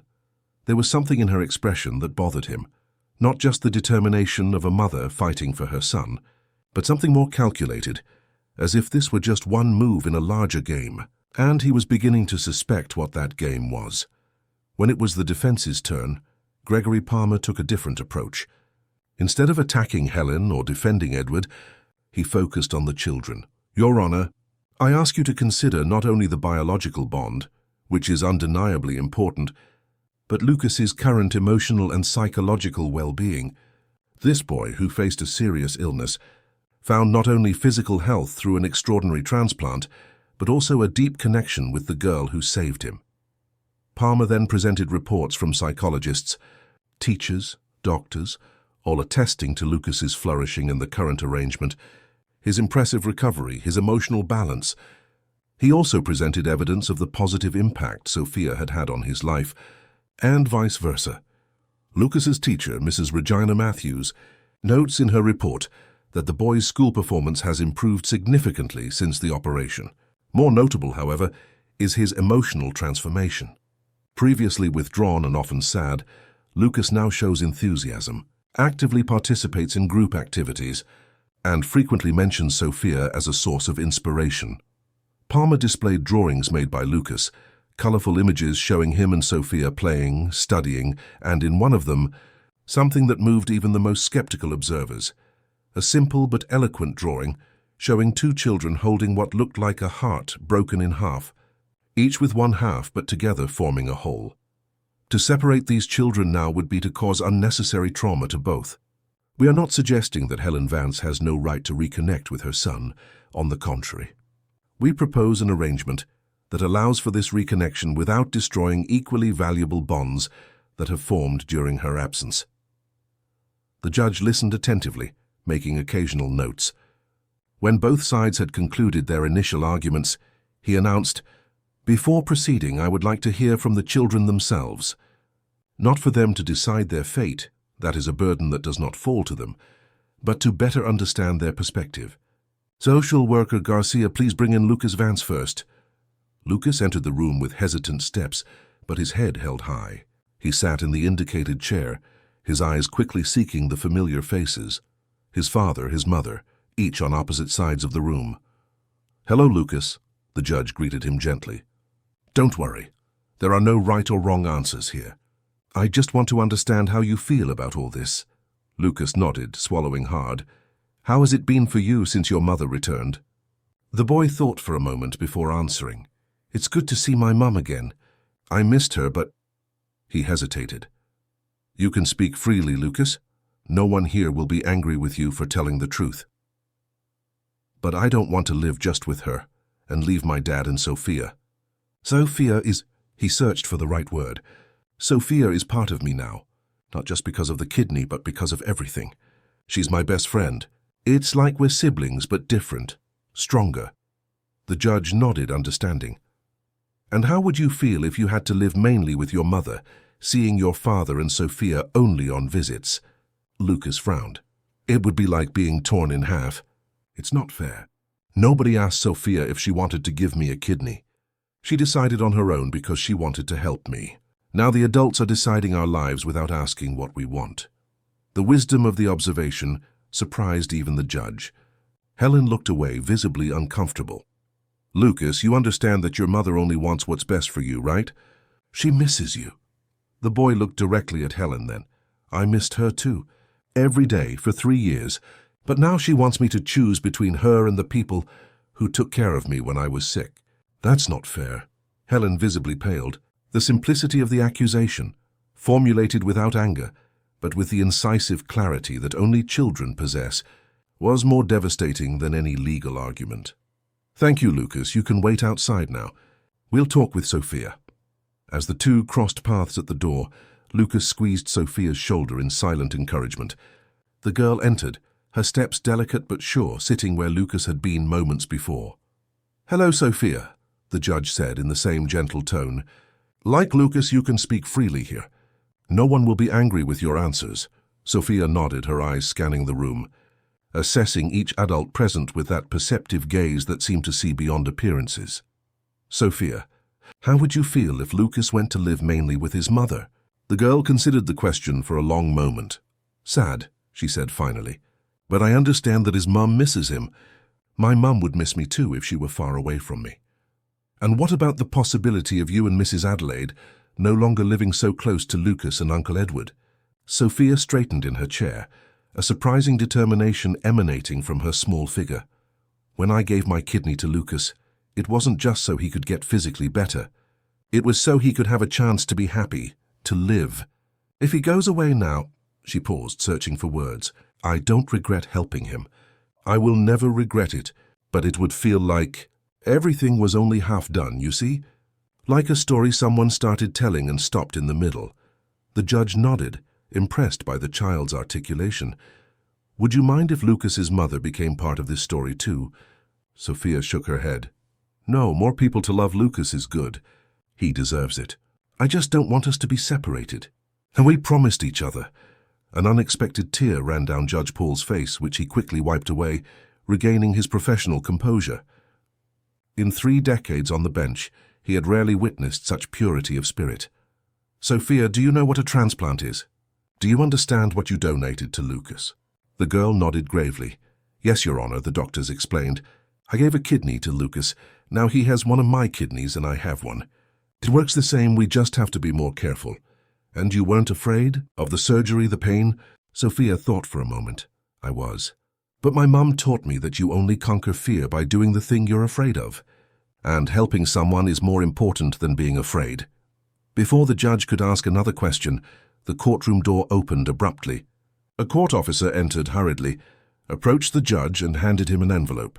Paul Anderson frowned, opening it and quickly reading its contents. His expression changed visibly. "We will take a 30-minute recess," he announced. "Sophia, thank you for your honesty. You may wait outside with Lucas." When the room had partially emptied, the judge called the lawyers and the main parties for a private conference in his chambers. Edward, Helen, Gregory, her lawyer, and Mrs. Adelaide all gathered in the smaller space, the tension palpable. "I have received some extremely disturbing information from the National Crime Agency," the judge began, holding the newly delivered document. "Apparently, the investigation into Marianne Rivers' case has expanded significantly. Julia Alcott has agreed to a plea bargain and has revealed that she did not act alone." Edward felt a shiver run down his spine. Beside him, Helen remained impassive, but a slight tremor in her hand betrayed her nervousness. According to the testimony, there was a larger scheme involving the manipulation of transplant lists at Hope General Hospital, favoring patients with financial resources or specific connections, and one of the people implicated in this scheme, he paused, looking directly at Helen, "is you, Mrs. Vance." A stunned silence fell over the room. Edward turned to his ex-wife, disbelief and horror mixing on his face. "Helen? What?" "The allegations," the judge continued, "are that you, as a member of the hospital's administrative board at the time, used your influence to manipulate priorities on the transplant list in collusion with Julia Alcott and others. Marianne Rivers' case was just one of several." Helen remained rigidly still, her face a mask of control. But her eyes revealed the truth. There was no surprise, only calculation. "This is absurd," her lawyer intervened. "My client wasn't even in the country when—" "The evidence includes emails, call logs and bank transfers," the judge interrupted. "The police are on their way to deliver a formal summons. This hearing is obviously compromised now." Edward felt physically ill. The implications unfolded in his mind like an avalanche. Not just Helen's involvement in Mary Ann's death, but the reason for her sudden return, her renewed interest in Lucas, her determination to separate the children. It was never about motherhood or love. It was about silencing any deeper investigation, distancing Lucas and Sophia from the story, burying the past before it swallowed her. "You knew," he said, his voice almost a whisper. "When you came back, when you asked for custody, you already knew Julia was talking." This was never about Lucas. Helen finally dropped the facade, her eyes hardening.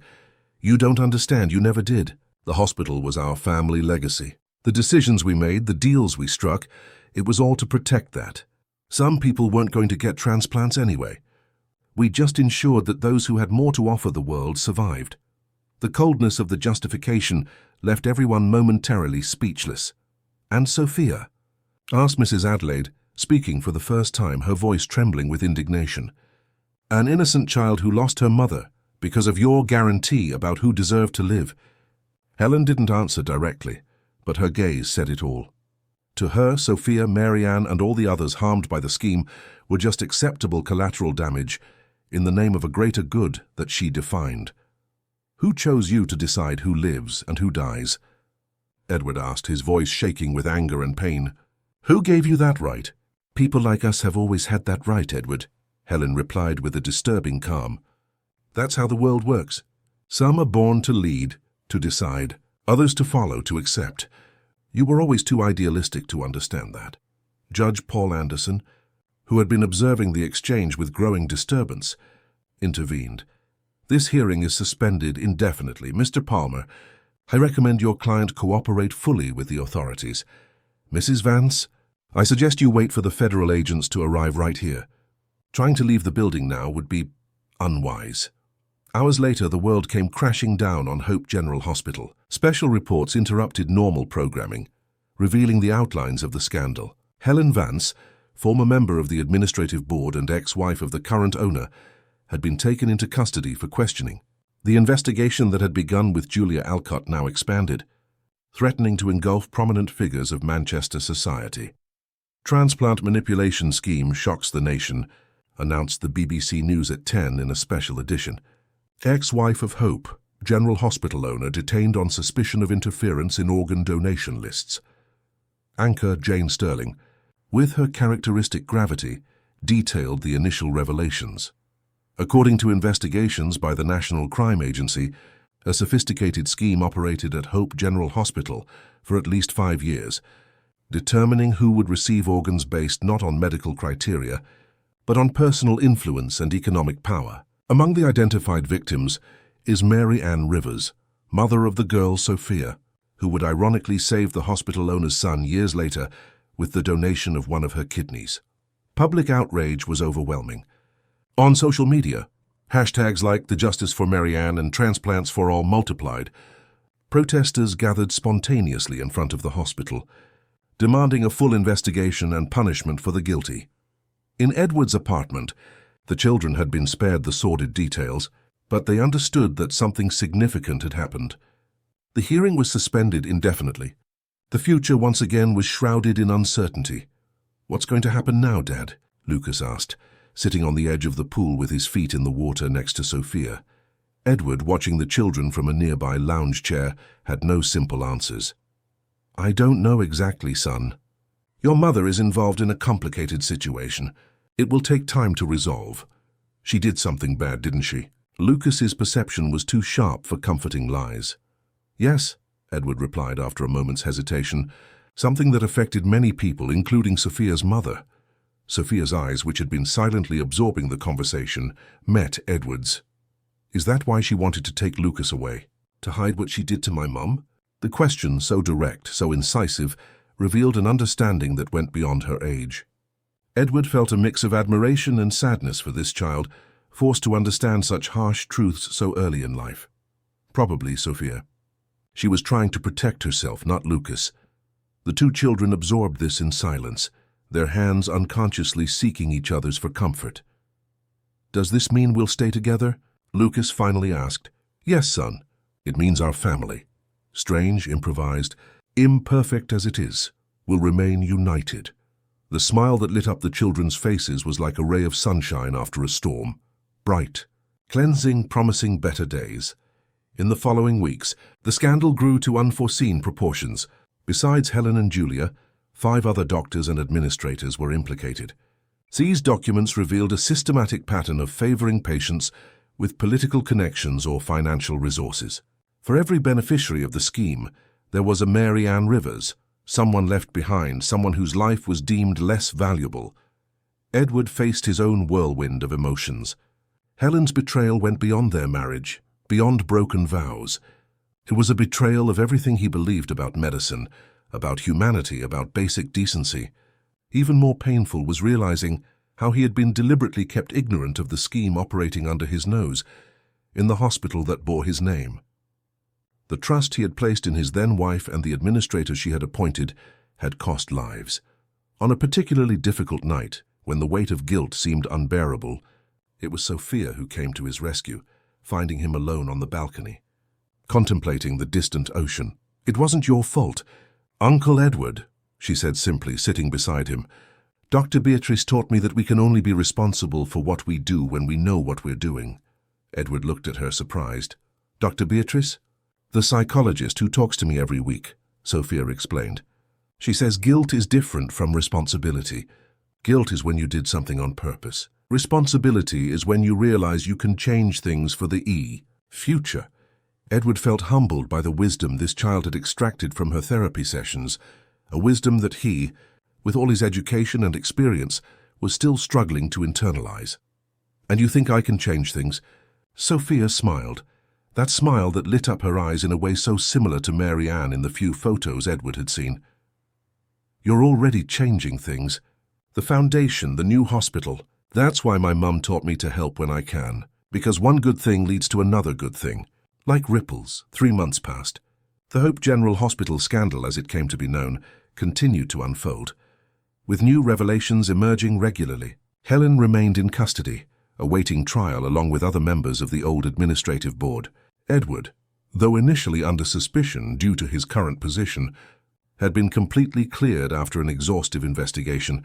Not only had he not participated in the scheme, but he had been deliberately kept in the dark by the conspirators, including his then-wife. Hope General Hospital, under his leadership, was undergoing a profound restructuring. New transparent protocols for transplants were implemented, with external oversight and regular audits. The Mary Ann Rivers Foundation expanded its scope, becoming a national reference point for legal and medical assistance to vulnerable patients. But the biggest transformation, perhaps, was in Edward himself. The man who had once defined himself by his position, his wealth, his power, now found meaning in something much simpler and infinitely more valuable. The unlikely family that had formed around him, based not on blood ties, but on daily choices of love and care. On a sunny spring afternoon, Edward watched from the balcony as Sophia, Lucas, and a group of school friends played football on the condominium lawn. The surgical scars on both of them, visible when they lifted their shirts in the heat of the game, were now just marks of a shared history, no longer the center of their identities. Mrs. Adelaide approached, carrying a tray of fresh lemonade. "They're doing well, aren't they?" she commented, following Edward's gaze. "Better than we could have hoped." "Considering everything," the old woman nodded, a soft smile on her time-worn face. "Children have this ability to recover, to move on. They don't forget what happened, but they don't let it define who they are." A lesson many adults never learn, Edward reflected. "You learned it," Mrs. Adelaide observed, with the direct frankness that always characterized her. "You're not the same man I met that day in the hospital, when Sophia showed up wanting to give her kidney." Edward pondered this, recognizing the truth in the old woman's words. "No, I'm not. She changed me. They changed me." His phone rang. It was Gregory Palmer. The final custody hearing had been rescheduled for the following week. With Helen now legally unable to plead for custody due to the criminal charges, it was merely a matter of formalizing the current arrangement, joint custody between Edward and Mrs. Adelaide, with Sophia and Lucas remaining together. "It's finally going to be over," Edward sighed as he hung up. "Legally, at least." "Some stories never really end," Mrs. Adelaide replied, with the wisdom that only years can bring. They just changed chapters. On the lawn, Sophia scored a goal and ran to hug Lucas in celebration. Their laughter, carried by the wind to the balcony, was the purest sound Edward had ever heard, the sound of children simply being children, despite everything they had faced. A week later, leaving the courthouse after the hearing that finally formalized their family arrangement, a reporter approached Sophia with a microphone. "Sophia, how do you feel knowing you'll continue to live near Lucas after everything that's happened?" The girl looked at the camera without shyness, her eyes reflecting a maturity beyond her years, but also a genuinely childlike joy. "Happy," she answered simply. "Because we promised to stay together, and promises are important. Do you regret donating your kidney considering all the complications that came afterward?" Sophia shook her head, her curls dancing under the Manchester sun. "Never. My mum taught me that when we can help someone, we should help. It was the best lesson she ever gave me." The report went viral, shared millions of times. In the comments, people from all over England and beyond expressed admiration for the wisdom of this child, for the purity of spirit that had somehow survived so much trauma and adversity intact. The impact of Sophia and Lucas's story extended far beyond their personal lives. Bills were proposed in Parliament to reform the country's transplant system, ensuring greater transparency and oversight. Donations to the Millionaire Rivers Foundation multiplied, and perhaps most significantly, the number of registered organ donors increased dramatically in the following weeks. The Sophia effect, as the newspapers dubbed it. That night in Edward's penthouse, a small celebration gathered close friends and people who had been instrumental throughout the journey. Dr. Charles, the psychologist Dr. Beatrice Gregory Palmer, school friends of the children, neighbors who had offered support in difficult times. In a quiet moment, Edward found Sophia on the balcony, contemplating the city lights. "What are you thinking about, little one?" "About my mum," she replied. "I think she'd be happy to see how everything turned out. Sad about what happened, but happy about the after." "I'm sure she would be." Sophia turned to him, her eyes shining under the stars. "Uncle Edward, do you think bad things can turn into good things in the end?" The question, so profound in its simplicity, made Edward consider everything they had been through. The loss, the pain, the betrayal, but also the courage, the redemption, the love that had formed from the ashes of tragedy. "I think good people can turn bad situations into something better," he answered carefully. "Not by erasing what happened, but by building something new from it. Like you did." Sophia considered this for a moment, the answer reverberating in her young but already profoundly wise mind. So maybe that's why bad things happen sometimes. To give good people a chance to show they exist. The depth of the observation left Edward momentarily speechless. From inside the apartment, Lucas's voice called for Sophia to see something funny one of the guests was showing. She ran off, returning to the simple joy of childhood that, despite everything, she could still experience. Edward remained on the balcony for another moment, looking at the Manchester night sky. Somewhere beyond those stars, he thought, Millionaire Rivers might be watching, seeing her beloved daughter not just survive but flourish, not just give a part of herself to save another life, but receive in return an unlikely and precious family. "Thank you," he whispered to the starry sky. "For her, for everything she taught us." A gentle breeze rustled the leaves of the balcony plants like a silent ascent. Edward smiled and went back inside, to the celebration, to the family that fate, tragedy, and the extraordinary courage of a child had created. The following months brought profound changes for everyone. The trial of Helen and the others involved in the transplant scheme became one of the most notorious in recent English legal history. The evidence was overwhelming, the testimonies devastating. In the end, Helen was sentenced to 15 years in prison, a sentence many considered too light for the damage caused to so many lives. For Lucas, dealing with his mother's conviction was a painful but necessary process. With constant therapeutic support and the unconditional love of his new family, he gradually processed the truth that someone could love him deeply and still make terribly wrong choices. "Can I still love my mum even knowing what she did?" he once asked Sophia during one of their long late-night talks. "Of course you can," Sophia replied without hesitation. "Loving someone doesn't mean you have to say everything they do is right. It means you want them to be better, even when they make mistakes. Sophia, for her part, became a sort of involuntary celebrity. Invitations for interviews, television shows, even offers for books about her story arrived regularly. Edward and Mrs. Adelaide fiercely protected her from this attention, allowing only occasional participation in events related to the foundation or organ donation awareness. What mattered most to Sophia was not the fleeting fame, but the certainty that her story, and by extension, her mother's story, was helping other people. Every letter she received from someone inspired by her gesture, every new registered donor, every life saved by the Mary Ann Rivers Foundation was a tribute to the woman she barely remembered, but whose teachings guided every aspect of her existence. Their story, Sophia, Lucas, Edward, Mrs. Adelaide, was not a conventional one. It didn't follow established patterns, didn't fit social expectations. It was a story forged in the crucible of pain, loss, hope, and above all, the human capacity to rebuild from the ruins. And like all the best stories, it didn't really end here. It continued, evolved, transformed with each new day, each choice, each moment of kindness in a world that so desperately needed it. When you can help someone, help them. Mary Ann's words, transmitted through Sophia, had created ripples that would continue to expand far beyond that moment, far beyond those lives. A simple, eternal, powerful lesson, enough to turn tragedy into redemption, strangers into family, and a small act of childish courage into a revolution of compassion. Dear listeners, we hope the story of Sophia and Lucas has deeply touched your hearts. To continue this emotional journey, we have prepared a special playlist with equally captivating stories that explore the power of human kindness and the strength of the bonds we form. Find it here by clicking to your left. If this narrative sparked something in you, be sure to subscribe to our channel and give us that special like that motivates us to continue. We share unique stories daily that explore the complexity of life and the beauty of human connections. Tell us in the comments if you have ever witnessed or experienced an act of kindness that transformed lives like Sophia's. We are eager to read your own stories.